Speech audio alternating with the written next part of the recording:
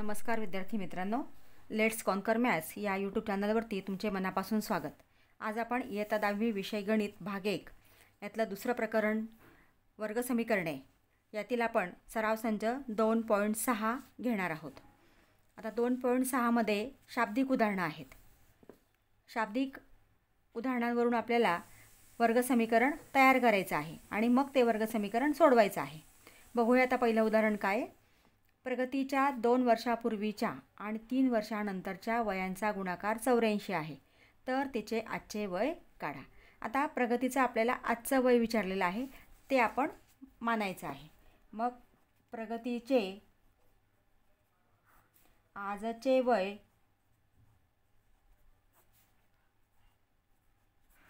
x वर्ष मानू. प्रगतीचे आजचे वय x वर्ष मानू. आता प्रगतीचं 2 वर्षापूर्वीचं वय, म्हणजे समजा उदाहरणार्थ तुमचं आजचं वय 15 असेल, तर 2 वर्षापूर्वी तुमचं वय किती असेल? 13 वर्ष. मग आपण काय केलं? 15 वजा 2 केले, कारण 2 वर्षापूर्वी आहे म्हणून 15 वजा 2 बरोबर 13 वर्ष तुमचं 2 वर्षापूर्वीचं वय आलेलं आहे. मग या ठिकाणी आपण प्रगतीचं आजचं वय x वर्ष मानलेलं आहे, म्हणजे या आजच्या वयातनं आपल्याला 2 वर्ष मागं जावं लागणार आहे, म्हणजे 2 वर्ष आपल्याला वजा करावे लागणार आहे. म्हणून प्रगतीचे 2 वर्षापूर्वीचे वय, प्रगतीचे 2 वर्षापूर्वीचे वय x वजा 2 वर्ष. आता पुढचं आपल्याला दिलेलं आहे 3 वर्षानंतरचं वय. मग प्रगतीचे 3 वर्षानंतरचे वय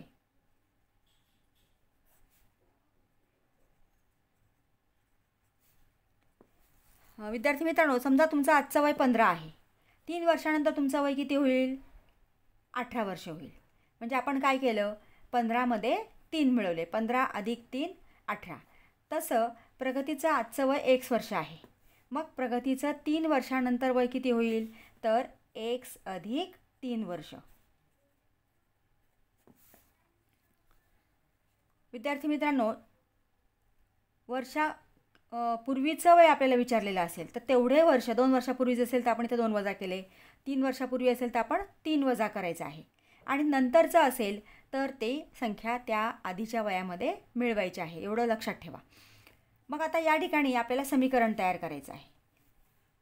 पुढं काय दिले त्यांनी की प्रगतीच्या 2 वर्षापूर्वीच्या आणि 3 वर्षानंतरच्या वयांचा गुणाकार, म्हणजे 2 वर्षापूर्वीचं वय आहे x वजा 2 आणि 3 वर्षानंतरचं वय आहे x अधिक 3, यांचा गुणाकार किती दिलेला आहे? 84 दिलेला आहे. म्हणून x वजा 2 x अधिक 3 यांचा गुणाकार करायचा आहे, बरोबर 84. आता हा द्विपदींचा गुणाकार आहे. मग इथं xने आपल्याला पुढच्या कंसाला गुणावं लागेल, x अधिक 3, x गुणिले x अधिक 3, हा वजा 2 आहे तसाच लिहा, त्याला गुणिले पुढचा कंस म्हणजे x अधिक 3 बरोबर 84. आता xने कंसाबाहेरच्या संख्येने कंसातल्या प्रत्येक संख्येला गुणायचं, म्हणून आपण xने xला गुणलं x वर्ग, xने 3ला गुणलं आपण, इथं अधिक आहे तसंच xने 3ला गुणलं 3x. आता वजा गुणिले अधिक वजा 2 गुणिले x 2x, वजा गुणिले अधिक वजा आणि 2 गुणिले 3 बेत्रिक 6 बरोबर 84. x वर्ग. आता अधिक 3x आणि वजा 2x इथं भिन्न चिन्ह आहेत. भिन्न चिन्ह असतील तर वजाबाकी करायची आणि मोठ्या संख्येचं चिन्ह द्यायचं. मग 3x मधनं 2x गेले 1x, आपण फक्त x लिहितो, x गुणक लिहायची गरज नाही, आणि मोठ्या संख्येचं चिन्ह म्हणजे अधिक x. पुढचे आता आहेत वजा 6 आणि हा 84 आपण इकडे घेऊया, तो धन आहे तो ऋण होणार आहे, वजा 84 बरोबर 0. मग x वर्ग अधिक x. आता वजा 6 आणि वजा 84 इथं समान चिन्ह आहेत, समान चिन्ह असतील तर बेरीज करा. मग 84 अधिक 6 90 आणि चिन्ह आहेत तेच म्हणजे ऋण बरोबर 0. आता आपल्याला सवर्ग समीकरण मिळालेलं आहे बघा. एक्स वर्ग अधिक एक्स वजा 90 बरोबर 0. आता वर्ग समीकरण अवयव पद्धतीने कसं सोडवायचं ते आपण बघितलेलं आहे. इथं वर्गपदाचा जो सहगुणक आहे तो आणि शेवटचं पद यांचा गुणाकार करायचा आहे. म्हणजे 1 गुणिले 90 बरोबर गुणाकार आला 90. शेवटच्या पदाला चिन्ह आहे ऋण. म्हणजे आपल्याला अशा दोन संख्या शोधायच्या आहेत की त्यांचा गुणाकार 90 येईल आणि शेवटच्या पदाला ऋणचिन्ह आहे म्हणून वजाबाकी 1 येईल. इथं सहगुणक 1 आहे म्हणजे गुणाकार 90 आणि वजाबाकी 1 कारण शेवटच्या पदाला ऋणचिन्ह आहे. मग 10 नवे 90. 10तनं 9 गेले 1 आपल्याला मिळतं आहे. आता इथं चिन्ह देताना जेव्हा इथं ऋणचिन्ह असतं, जेव्हा आपण या संख्यांची वजाबाकी करतो तेव्हा मोठ्या संख्येला मधल्या पदाचं चिन्ह द्या म्हणजे इथं अधिक येणार आणि लहान संख्येला मधल्या पदाचं विरुद्ध चिन्ह म्हणजे इथं ऋण. एक्स वर्ग आता हे आपण लिहायचं आहे. इथं फक्त चल घ्यायचं आहे. अधिक 10x वजा 9x वजा 90 बरोबर 0. म्हणजे मधली संख्या आपण फोड करून लिहिलेली आहे. अधिक 10x वजा 9x वजा 90 आहे तसंच. आता इथं दोन भाग झाले. पहिल्या भागामध्ये काय सामायिक आहे तर x वर्गामधला x काढला x अधिक 10. इथं x काढलेला आहे. इथं फक्त अधिक 10 शिल्लक राहिला. इथं वजा 9 कारण 90 म्हणजे 10 नवे 90 म्हणजे इथं 9 आहे. इथं सामायिक अवयव 9 आहे. मग 9 आपण बाहेर काढला. इथं शिल्लक राहिला 9x मधला x. ऋणचिन्ह बाहेर काढले म्हणून पुढचं चिन्ह बदलणार. ऋण आहे ते धन होणार आणि 9 आहे 90 बरोबर 0. मग आता x अधिक 10 हा सामायिक अवयव झाला कारण दोन्ही ठिकाणी कंस समान आहेत. x अधिक 10 इथं शिल्लक राहिला x, इथं शिल्लक राहिला वजा 9 बरोबर 0. मग आता एकतर हा कंस 0 असेल किंवा हा कंस 0 असेल.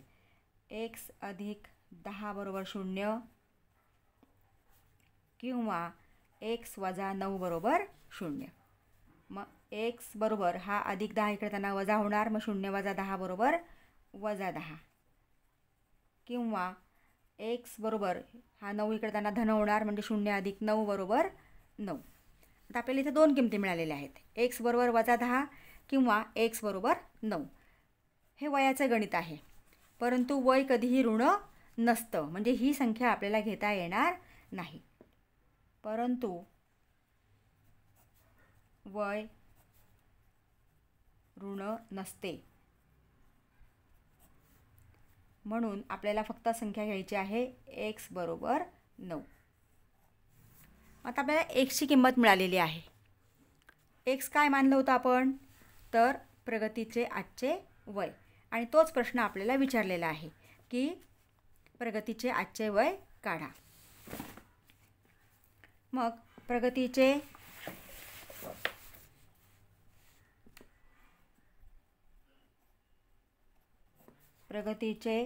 आजचे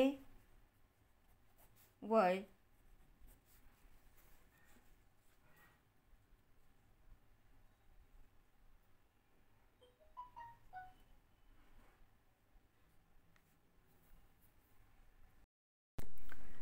प्रगतीचे आजचे वय 9 वर्ष आहे.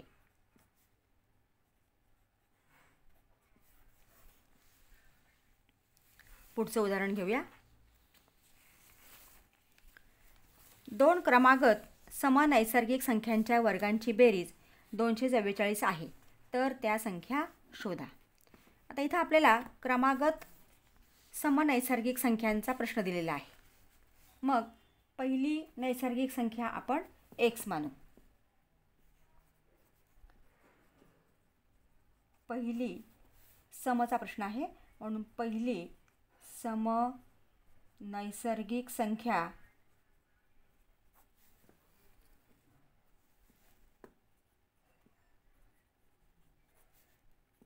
x मानू. आता दुसरी समनैसर्गिक संख्या. आता नैसर्गिक संख्या तुम्हाला माहिती आहेत 2, 4, 6, 8 याप्रमाणे. मग पहिली संख्या आपण मानलेली आहे. मग पहिल्या संख्येत आणि दुसऱ्या संख्येमध्ये काय संबंध आहे? तर पहिल्या संख्येपेक्षा दुसरी संख्या ही 2ने मोठी आहे. म्हणजे 2 अधिक 2 4 येतात. म्हणजे या ठिकाणी आपल्याला दुसरी संख्या मांडताना पहिल्या संख्येमध्ये आपल्याला 2 मिळवावे लागणार आहेत. म्हणून दुसरी समनैसर्गिक संख्या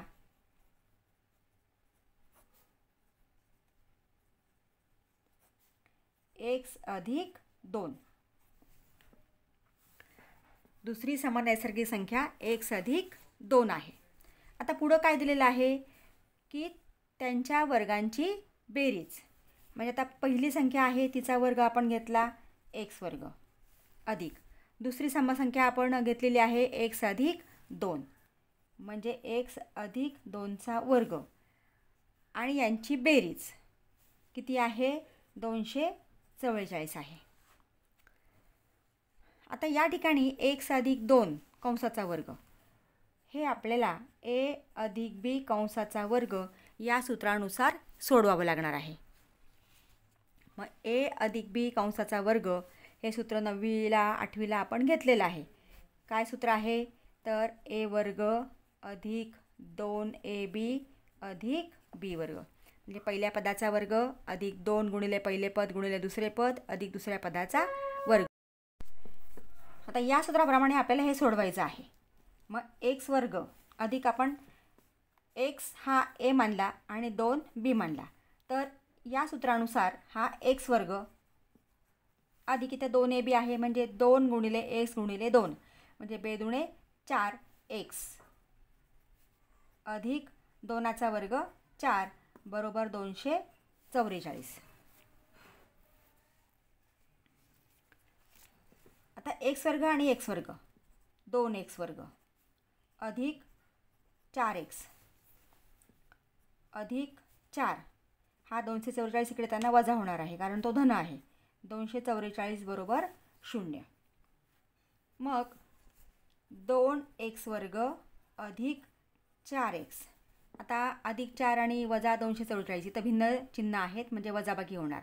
मग 244मधनं 4 गेले 240 आणि मोठ्या संख्येचं चिन्ह म्हणजे वजा 240 बरोबर 0.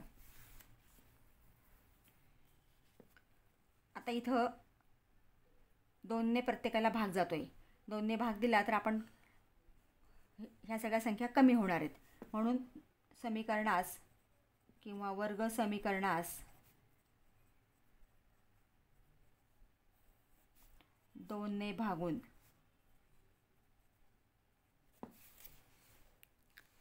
मग 2x वर्गला 2ने भागलं इथं शिल्लक राहिला x वर्ग अधिक 4xला 2ने भागला आपण बेदुणे 4 म्हणजे 2x वजा 240ला आपण 2ने भागलं इथं येणारे 120 बरोबर 0.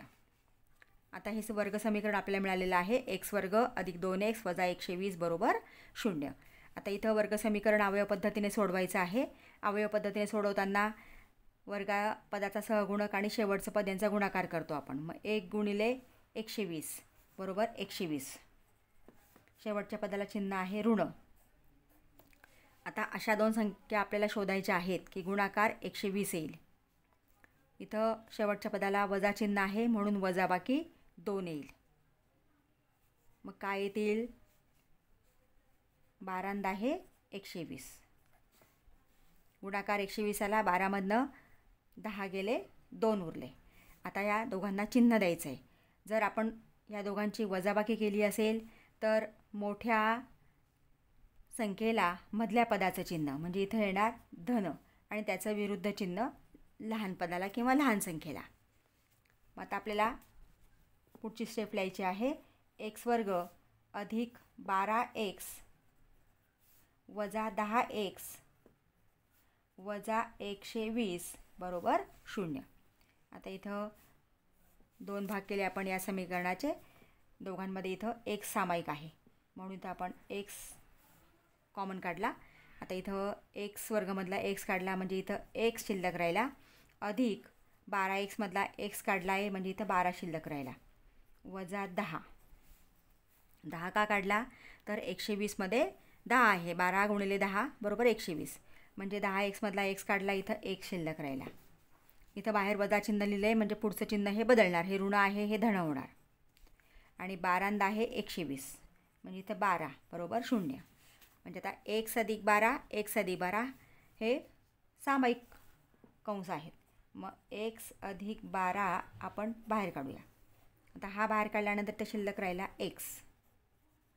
इथं मध्ये गुणाकार असतो, इथं कुठले चिन्ह द्यायचं नाही. वजा 10. हा कंस काढल्यामुळे इथं वजा 10 शिल्लक राहिला बरोबर 0. मग आता x + 12 बरोबर 0 किंवा x - 10 बरोबर 0. मग x बरोबर आता हा धन 12 आहे तो इकडे त्यांना ऋण 12 होणार आहे. किंवा x बरोबर हा ऋण 10 आहे इकडे त्यांना धन 10 होणार आहे. आता हे जे उदाहरण आहे हे नैसर्गिक संख्येचं आहे आणि नैसर्गिक संख्या ऋण नसतात. म्हणून या ठिकाणी आपल्याला ही ऋण 12 घेता येणार नाही. परंतु नैसर्गिक संख्या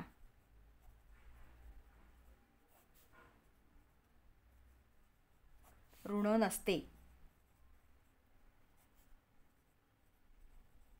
नैसर्गिक संख्या ऋण नसते म्हणून x बरोबर 10 ही किंमत आपण घेतलेली आहे. आणि आपल्याला काय विचारलेलं आहे, प्रश्न काय आहे आपला बघा. 2 क्रमागत नैसर्गिक संख्या आपल्याला विचारलेल्या आहेत. मग आता आपण पहिली संख्या मानलेली आहे. पहिली संख्या काय मानली आपण x. म्हणजे या ठिकाणी पहिली संख्या इथं वरती जे मानलेलं आहे त्याप्रमाणे आपण किमती काढून घ्यायच्या आहेत. पहिली सम नैसर्गिक संख्या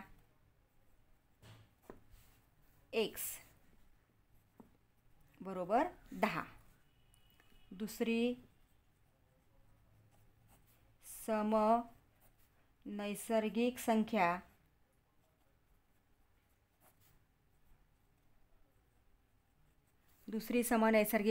x + 2 म्हणजे x + 2 बरोबर x काय आहे 10. 10 + 2 बरोबर 12. म्हणजे पहिली संख्या मिळालेली आहे आपल्याला 10, दुसरी संख्या मिळालेली आहे 12. म्हणजे उत्तर आहे त्या सम नैसर्गिक संख्या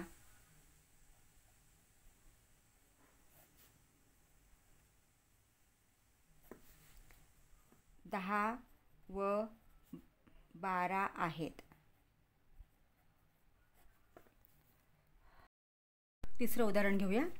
श्री मधुसूदन यांच्या संत्रा बागेत आडव्या रांगेतील झाडांची संख्या उभ्या रांगेतील झाडांच्या संख्येपेक्षा 5 ने अधिक आहे.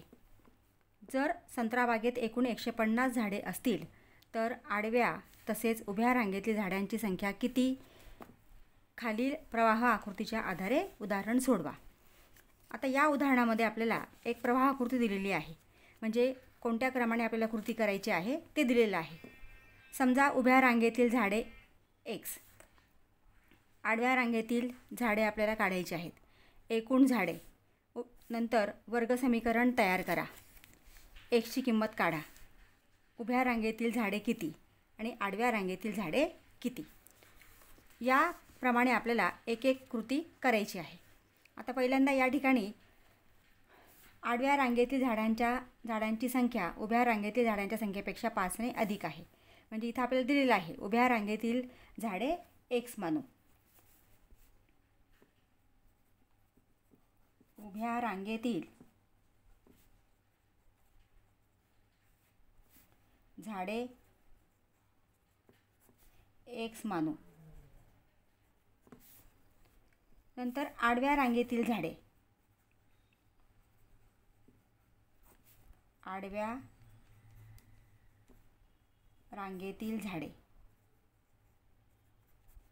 बरोबर उभ्या रांगेतील झाडांपेक्षा 5 ने अधिक आहेत. अधिक म्हणजे जास्त, म्हणजे 5 ने जास्त आहेत.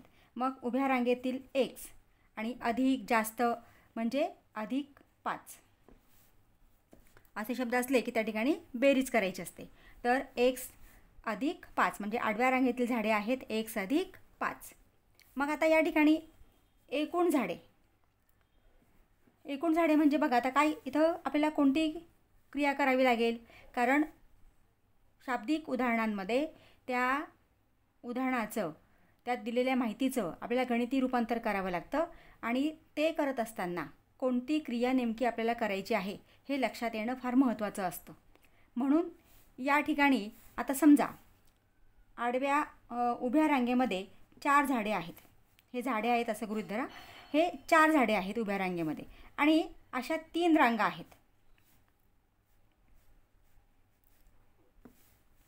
उभ्या रांगेमध्ये 4 झाडे आणि 3 रांगा आहेत. मग एकूण झाडे किती आहेत बघा. 1 2 3 4 5 6 7 8 9 10 11 12 म्हणजे ही एकूण 12 झाडे आहेत.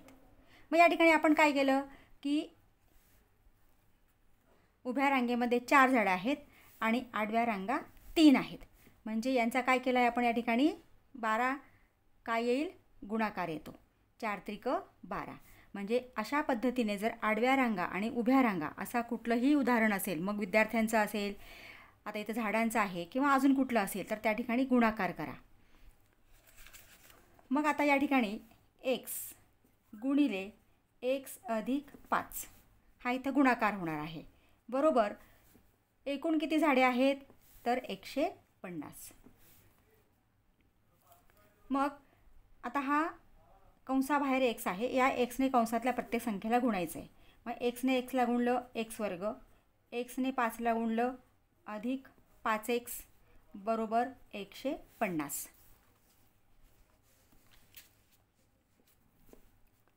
x वर्ग अधिक 5x. आता 150 इकडे त्यांना वजा होणार आहे. वजा 150 बरोबर 0. म्हणजे आता आपल्याला इथं वर्गपदाचा सहगुणक एकच आहे म्हणून 1 गुणिले 150. 150 शेवटच्या पदाला इथं ऋणचिन्ह आहे. आता आपल्याला अशा 2 संख्या शोधायच्या आहेत की त्यांचा गुणाकार 150 येईल आणि इथं वजा चिन्ह आहे शेवटच्या पदाला, वजा बाकी 5 येईल. मग काय ती संख्या 15 आहे 150. जेव्हा इथं आपण वजाबाकी करतो 15तनं 10 गेले 5, त्यावेळेस मोठ्या संख्येला मधल्या पदाचं चिन्ह द्यायचं आहे. म्हणजे इथं अधिक आणि याचा विरुद्ध चिन्ह लहान संख्येला.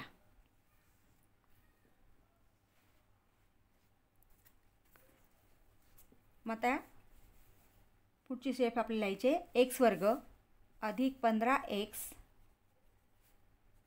वजा 10x वजा 150 बरोबर 0. आता इथे हे 2 भाग झाले. पहिल्या भागामध्ये x सामायिक आहे म्हणून आपण x बाहेर काढला, x वर्गमधला x काढला, x राहिला इथं x अधिक 15x मधला x काढला, इथं 15 शिल्लक राहिला, वजा इथं 10x आहे, इथं x आहे, इथं x नाही म्हणजे x कॉमन येणार नाही. 10 इथं आहे, इथं सुद्धा 10 अवयव आहे कारण 15 गुणिले 10 म्हणजे 150. मग आपण 10 इथं बाहेर काढला, इथं शिल्लक राहिला x. हे ऋणचिन्ह आपण बाहेर काढलं आहे म्हणून पुढचं चिन्ह बदलणार आहे, ऋणचं धन होणार आहे. धन 15 आहे 150 म्हणजे इथं 15 येणार आहे बरोबर 0. दोन्ही कंस आता समान आलेले आहेत. मग x अधिक 15 हा कंस आपण बाहेर काढला कारण तो सामायिक आहे. हा काढल्यानंतर इथं शिल्लक राहिला x, इथं शिल्लक राहिला वजा 10. x वजा 10 बरोबर 0. मग आता x अधिक 15 बरोबर 0 किंवा x वजा 10 बरोबर 0. x बरोबर हा धन 15 इकडे त्यांना ऋण 15 होणार आहे म्हणजे x बरोबर ऋण 15 किंवा x बरोबर हा ऋण 10 आहे, हा इकडे त्यांना धन 10 होणार आहे. आता ही ऋण संख्या आपल्याला घेता येणार नाही कारण झाडांची संख्या कधीही ऋण नसते, परंतु झाडांची संख्या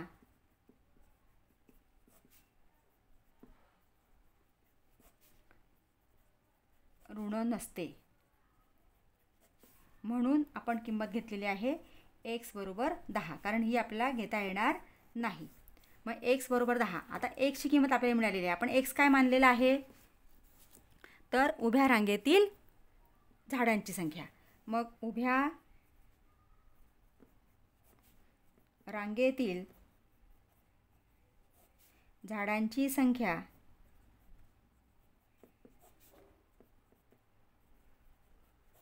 बरोबर 10. आडव्या रांगेतील झाडांची संख्या किती आहे? 1 अधिक 5. मग आडव्या रांगेतील झाडांची संख्या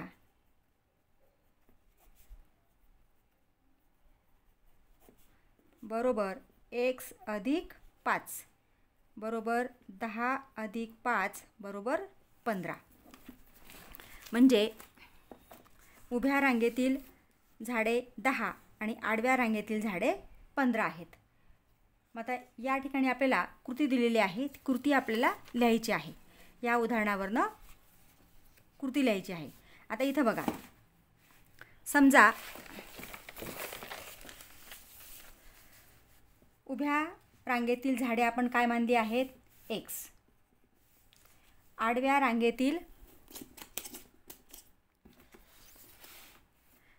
रांगेतील झाडे बरोबर 1 अधिक 5.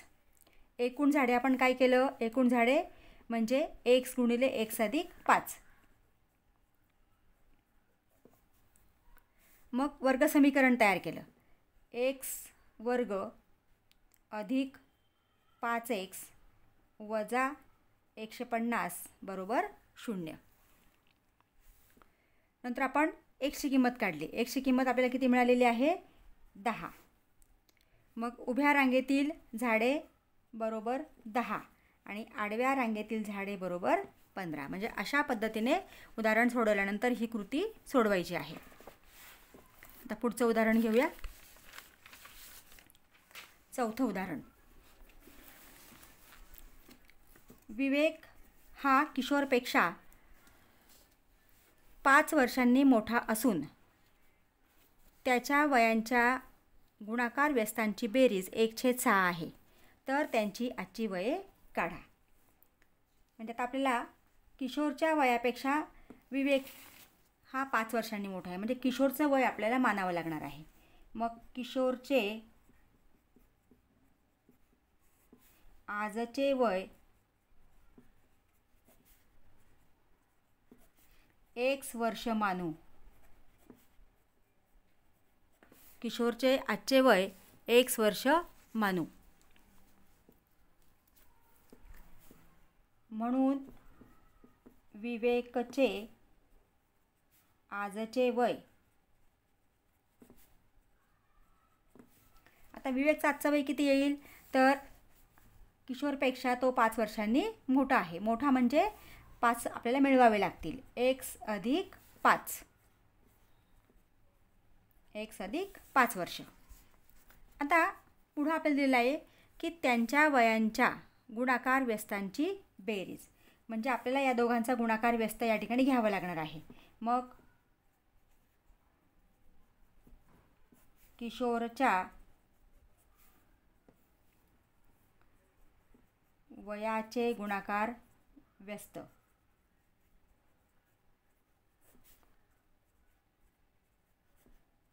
किशोरचं आजचं वय आहे x.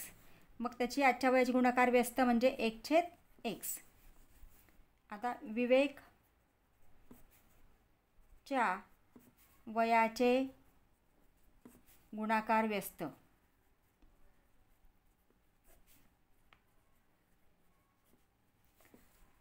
विवेकचं आजचं वय आहे 1 अधिक 5. त्याचे गुणाकार व्यस्त 1/x अधिक 5. आता पुढं काय दिलेलं आहे की त्यांच्या गुणाकार व्यस्तांची बेरीज 1/6 आहे. मग आता ह्या गुणाकार व्यस्तांची बेरीज 1/6 आहे. म्हणून 1/x अधिक 1/x अधिक 5 बरोबर 1/6. आता इथं छेद समान नाहीत. अपूर्णांकांची बेरीज आपल्याला या ठिकाणी करायची आहे. मग छेद समान करण्यासाठी आपल्याला अंशस्थानी तिरकस गुणाकार आणि छेदस्थानी दोन्ही छेदांचा गुणाकार. मग 1ने x अधिक 5ला गुणलं x अधिक 5. 1ने xला गुणलं अधिक x. छेदस्थानी दोन्ही छेदांचा गुणाकार म्हणून x कंसात x अधिक 5 बरोबर 1/6. आता इथं कंस जरी असला तरी इथं x अधिक 5 पुढं कुठली संख्या वगैरे नाही आहे म्हणून आपण कंस सोडवूया. x अधिक 5 अधिक x आहे तसाच. आता ह्या कंसाबाहेरच्या xने कंसातल्या संख्येंना गुणायचं आहे. मग xने xला गुणलं x वर्ग अधिक xने 5ला गुणलं 5x बरोबर 1/6. आता x अधिक x 2x अधिक 5 आणि x वर्ग अधिक 5x बरोबर 1/6. आता इथं आपल्याला तिरकस गुणाकार करावा लागेल कारण हे गुणोत्तर आहे. मग 6ने 2x अधिक 5ला गुणायचे. 6 कंसात 2x अधिक 5 बरोबर हा 1 कंसात x वर्ग अधिक 5x. मग 6ने 2xला गुणलं 6 दुणे 12x. 6ने 5ला गुणलं 6 पंचे 30. आता एकाने गुणल्यानंतर काही फरक पडत नाही. x वर्ग अधिक 5x. आता फक्त आपण ही डावी बाजूने उजवी बाजू यांची अगदी पूर्ण अदलाबदल करूया. आपण ही बाजू इकडे घेऊया. x वर्ग अधिक 5x बरोबर 12x अधिक 30. इथं चिन्ह बदलत नाही कारण पूर्ण संख्या आपण इकडची इकडे घेतली, इकडची इकडे घेतलेली आहे. मग आता ही संख्या आपल्याला इकडे घ्यायची आहे कारण आपल्याला सामान्य रूपात त्याचं रूपांतर करायचं आहे. x वर्ग अधिक 5x आधी ही पूर्ण संख्या आपण इकडे घेतली. हा धन 12x आहे तो ऋण होणार. ऋण 12x ऋण 30 बरोबर 0. मग आता x वर्ग अधिक 5x आणि वजा 12x चिन्ह भिन्न आहेत. चिन्ह भिन्न असतील तर वजाबाकी करायची आणि मोठ्या संख्येचं चिन्ह द्यायचं. म्हणून 12मधनं 5 गेले 7x म्हणजे 12x वजा 5x 7x आणि मोठ्या संख्येचं चिन्ह म्हणजे वजा. पुढचं वजा 30 आहे तसाच बरोबर 0. म्हणजे इथे वर्ग समीकरण आपल्याला मिळालेलं आहे. x वर्ग वजा 7x वजा 30 बरोबर 0. आता वर्गपदाचा सहगुणक 1 आहे. 1 आणि 30ला गुणलं 30 1 30. शेवटच्या पदाला चिन्ह ऋण. आता अशा दोन संख्या शोधायच्या की त्यांचा गुणाकार 30 येईल आणि शेवटच्या पदाला वजा चिन्ह असल्यामुळे त्या संख्यांची वजाबाकी 7 येईल. मग काय येतील 10 त्रिक 30 आणि 10मधनं 3 गेले 7.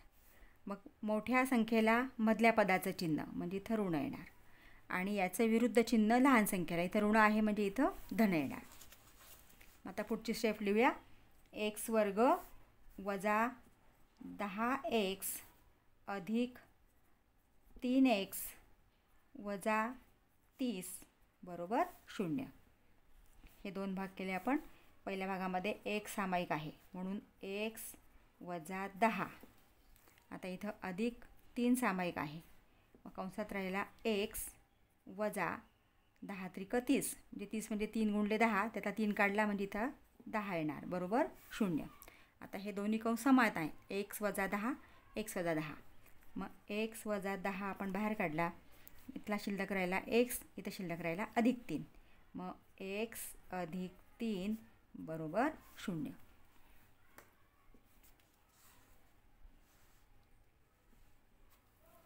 मग x वजा 10 बरोबर 0 किंवा x अधिक 3 बरोबर 0. आता x बरोबर हा वजा 10 इकडे त्यांना अधिक 10 होणार किंवा x बरोबर हा अधिक 3 वजा 3 होणार. मग आता हे वयाचं गुणोत्तर आहे आणि वय कधीही ऋण नसतं म्हणून आपल्याला ही x बरोबर वजा 3 ही किंमत घेता येणार नाही. मग आता परंतु वय ऋण नसते म्हणून x बरोबर 10 ही किंमत आपण घेतलेली आहे.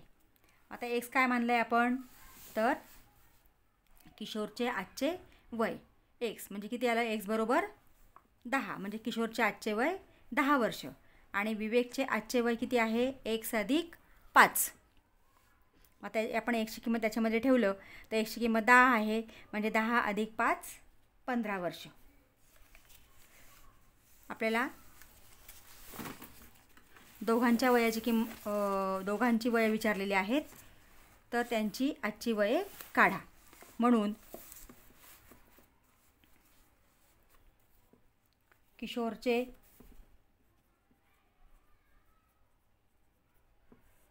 आजचे वय बरोबर 10 वर्ष आणि विवेकचे आजचे वय बरोबर x अधिक 5. x आपण काढलेला आहे 10 अधिक 5 बरोबर 15 वर्ष.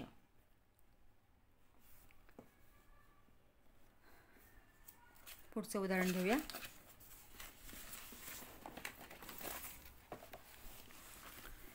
सुयशला गणिताच्या पहिल्या चाचणीत मिळालेल्या गुणांपेक्षा दुसऱ्या चाचणीत 10 गुण अधिक मिळाले आहेत.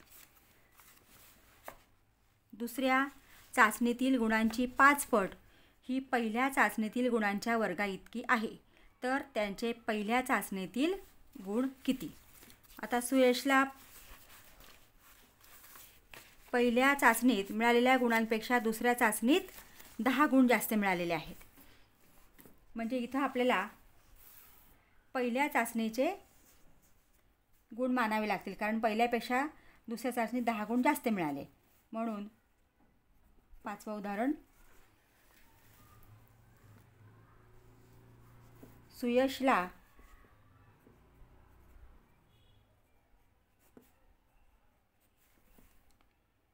पहिल्या चाचणीत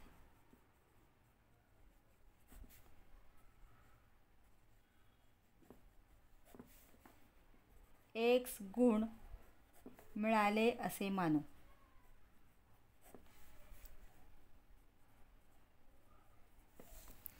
x गुण मिळाले असे मानू.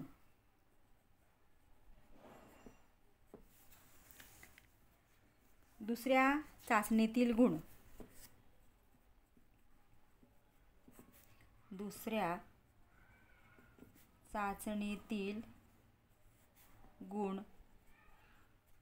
बरोबर दुसऱ्या चाचणीत पहिल्या चाचणीपेक्षा 10 गुण अधिक मिळाले. अधिक म्हणजे बेरीज करायची, x अधिक 10. आता इथं आपल्याला समीकरण तयार करायचं आहे. दुसऱ्या चाचणीतील गुणांची 5 पट म्हणजे दुसऱ्या चाचणीतले गुण मिळालेले आहेत x अधिक 10. x अधिक 10 याची 5 पट म्हणजे गुणिले 5 बरोबर 5 पट ही पहिल्या चाचणीतील गुणांच्या वर्गाइतकी आहे. म्हणजे पहिल्या चाचणीतले गुण आहेत x त्याचा वर्ग, म्हणजे हे दोन्ही समान आहेत. तर इथं आपल्याला आता वर्ग समीकरण तयार करायचं आहे. 5 गुणिले x 5x 5 गुणिले 10 अधिक 10 5 50, कारण इथं अधिक आहे, बरोबर x वर्ग. आता पूर्ण आपण बाजू अदलाबदल करून घेऊया. x वर्ग डाव्या बाजूचा इकडे घेतला आपण आणि ही पूर्ण इकडे घेतली तर चिन्ह बदलत नाहीत. 5x अधिक 50. x वर्ग हा अधिक 5x इकडे घेतला आपण तो वजा 5x वजा 50 बरोबर 0.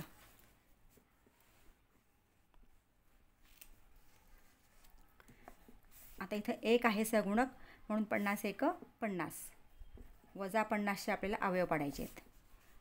आता इथे शेवटी ऋणचिन्ह आहे म्हणजे वजाबाकी करावी लागेल. मग अशा दोन संख्या शोधायच्या की त्यांचा गुणाकार 50 येईल आणि वजाबाकी 5 येईल.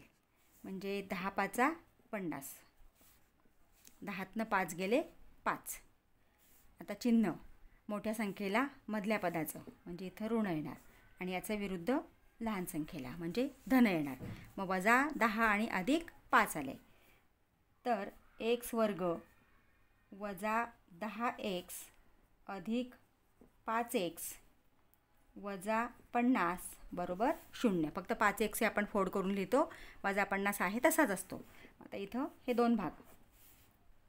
मग x या पहिल्या याच्यामध्ये x सामायिक आहे म्हणून x वजा 10, कारण हा x पण आपण कॉमन घेतलेला आहे इथं, तो सामायिक असल्यामुळे बाहेर काढला. x वजा 10 इथं अधिक 5 x वजा 5 10 50 म्हणजे x वजा 10 आणि x वजा 10 हे दोन कंस बरोबर आलेले आहेत. मग x वजा 10 आपण बाहेर काढला तर x अधिक 5 बरोबर 0. आता x वजा 10 एका कंसात आणि पुढच्या कंसामध्ये x अधिक 5 बरोबर 0. मग x वजा 10 बरोबर 0 किंवा x अधिक 5 बरोबर 0. मग x बरोबर 10 किंवा हा ऋण 10 आहे, इकडे त्यांना धन होणार आहे. x बरोबर हा धन 5 आहे, तो ऋण 5 होणार. x बरोबर ऋण 5. आता इथं आपल्याला गुणांसंबंधित हा प्रश्न आहे, म्हणजे गुण कधीही ऋण नसतात म्हणून आपल्याला x बरोबर 5 ही किंमत घेता येणार नाही. परंतु गुण ऋण नसतात म्हणून x बरोबर 10. आता x काय मानलेला आहे आपण, तर पहिल्या सुयशच्या पहिल्या चाचणीतील गुण मानलेला आहे आणि आपल्याला पहिल्या चाचणीतलेच गुण फक्त विचारलेले आहेत. म्हणून सुयशला पहिल्या चाचणीत किती गुण मिळाले, तर 10 गुण मिळाले. म्हणून सुयशला पहिल्या चाचणीत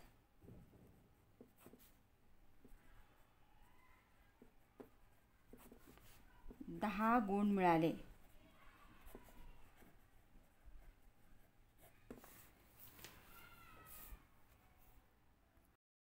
विद्यार्थी मित्रांनो, अजूनही तुम्ही चॅनलला सबस्क्राईब केलं नसेल तर प्लीज चॅनलला सबस्क्राईब करा, बेल आयकॉन प्रेस करा, म्हणजे पुढच्या व्हिडिओचे नोटिफिकेशन्स तुम्हाला लगेच मिळतील. व्हिडिओ आपल्या मित्रांना शेअर करा आणि व्हिडिओला लाईक करा. थँक्यू.